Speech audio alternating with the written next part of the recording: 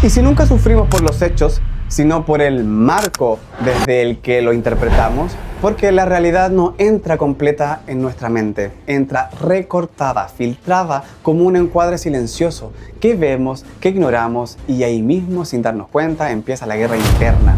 Porque nuestra mente no ve el mundo tal como es, ve un programa activo, un marco invisible que decide si algo es amenaza o aprendizaje, si es fracaso o es transformación, si al final es un punto de inicio o un punto de cierre. Por ejemplo, dos personas reciben la misma crítica en el trabajo. Uno piensa que la están atacando, la otra piensa que le dieron información para mejorar. Y lo más inquietante es que casi nunca notamos que ese marco está ahí operando. Lo damos por realidad absoluta, cuando en verdad es solo una construcción de un mapa y cada uno de nosotros vive dentro de su propio mapa del mundo. Y el riesgo más grande no es tener un mal día ni cometer un error. El riesgo más grande es confundir el mapa con el territorio, cuando nuestra interpretación es la verdad absoluta. Por ejemplo, dos hermanos recuerdan la misma infancia, uno con apoyo, el otro con presión. Entonces la pregunta deja de ser ¿qué me está pasando?, que pasa a ser otra mucha más poderosa y peligrosa. ¿Desde qué marco estoy viviendo lo que me pasa? Porque si el marco es estrecho, todo se siente asfixiante. Si el marco es rígido, todo aparece como amenaza. Si el marco es pequeño, la vida se vive como una cárcel. Pero cuando ampliamos ese marco, algo cambia de inmediato. Lo que parecía destrucción empieza a revelar sentido. Lo que parecía cierre muestra una dirección. Por ejemplo, no aprobar un proyecto al que estás postulando puede verse como un fracaso total o como liberación para dirigir la energía de lo que aprendí. ¿Qué fue lo que pasó? ¿Por qué no lo aprobé? Eso es información y el siguiente paso es ¿qué hacer con esa información y con esos nuevos datos que tienes ahí? Y eso es exactamente lo que vamos a entrenar hoy. Porque esto no es motivación pasajera ni frases lindas, es intervención directa sobre la información que construimos a través de la experiencia, el trabajo consciente sobre el encuadre mental. Es neuroprogramación aplicada en tiempo real y cuando el marco cambia, la experiencia interna cambia con él. Por eso en este capítulo 2 es decisivo, porque si antes entendimos que las palabras no son solo sonidos, sino comandos, ahora damos un paso más profundo. No solo vivimos dentro de la realidad, vivimos dentro de marcos interpretativos, dentro de encuadres mentales invisibles, que decimos, que sentimos, que creemos posible, que reencuadramos y que perseguimos. El marco es el filtro silencioso de la mente. Y cuando no lo cuestionamos, creemos que describimos el mundo cuando en verdad solo describimos nuestro modelo del mundo. Y por eso tenemos que instalar una verdad operativa desde el inicio. El mapa no es el territorio. Nadie percibe la realidad pura.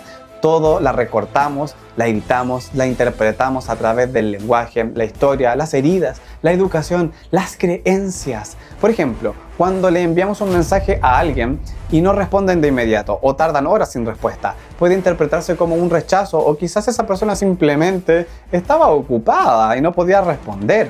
Y eso significa que muchas veces no sufrimos por lo que pasa, sino cómo lo encuadramos. Porque el mismo hecho puede ser vivido como una derrota, como un entrenamiento, como una amenaza o como una simple oportunidad. Por ejemplo, una mala nota en la universidad puede verse como un no sirvo para esta asignatura. O bien ahora sé exactamente qué reforzar. Y la diferencia está en el poder del reencuadre, de poner un marco nuevo alrededor de la experiencia, como si fuéramos fotógrafos de una conciencia. Podemos acercar el lente y ver solo el golpe o abrir el lente y ver el proceso completo. Podemos encuadrar un error y decir esto es todo, o ampliar el encuadre y descubrir que es parte de una secuencia de aprendizajes. Por ejemplo, una discusión de pareja puede verse como quiebre o como un ajuste de comunicación. Y esto no es una metáfora vacía, es operación cognitiva concreta. Lo que queda dentro del marco domina la emoción y lo que queda fuera desaparece de la conciencia, porque eso es una imagen que cambia totalmente según el marco que lo rodea. Imagínate un pez pequeño. Sin embargo, al ampliar el marco, nos percatamos ante una situación distinta. El primer pez no es solo un pez, sino que se convierte en un pez pequeño, que será devorado por un pez más grande.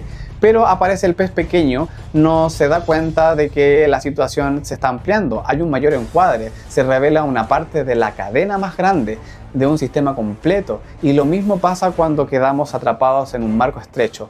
Vemos solo el dolor inmediato, la crítica puntual, la pérdida, pero vemos el contexto, y si alguna vez sentimos que la mente nos aprieta, que no hay salida, que todo se cierra, vale preguntar o si estamos mirando desde un marco demasiado pequeño, y en vez de pelear con la experiencia podemos cambiar el encuadre, cambiar la posición desde lo que estamos mirando, incluso movernos mentalmente a otras perspectivas. La muestra o que lo muestre otra persona, porque cuando cambia la posición cambia la interpretación, y cuando cambia la interpretación cambian las opciones. Y aquí entra un principio fino: separar la persona del comportamiento, porque la persona no es el síntoma, la persona no es el error. Detrás de cada acto hay una función, una intención positiva, aunque esté mal expresada. Por ejemplo, un niño inquieto en la escuela no es un niño malo, puede necesitar más movimiento o distinto tipo de estímulo para el aprendizaje. Puede que sea neurodivergente, y eso no está mal, porque todos requerimos herramientas diferentes para nuestros propios procesos, y cuando respondemos solo a lo superficial reaccionamos, pero cuando respondemos a lo interno, a lo profundo, abrimos caminos, y eso nos lleva a transformar la crítica en herramienta. Aquí te voy a mostrar cómo funciona un marco con dirección al objetivo y cómo funciona un marco con dirección al problema. Ambos usan preguntas, pero orientan la mente en direcciones completamente distintas. El marco objetivo, las preguntas son: ¿qué es lo que quieres?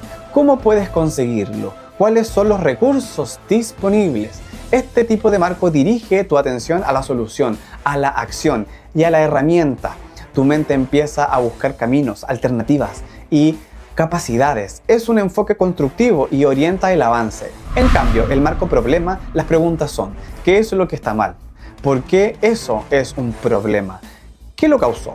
¿Quién es responsable de ello? Aquí la intención se dirige al error, a la causa y a la culpa. La mente se queda analizando lo negativo y se enfoca en el origen del fallo, más que en la salida. Los dos marcos usan preguntas, pero generan direcciones distintas internas. Uno mueve hacia la posibilidad, a la acción, y el otro fija en quién tiene la culpa.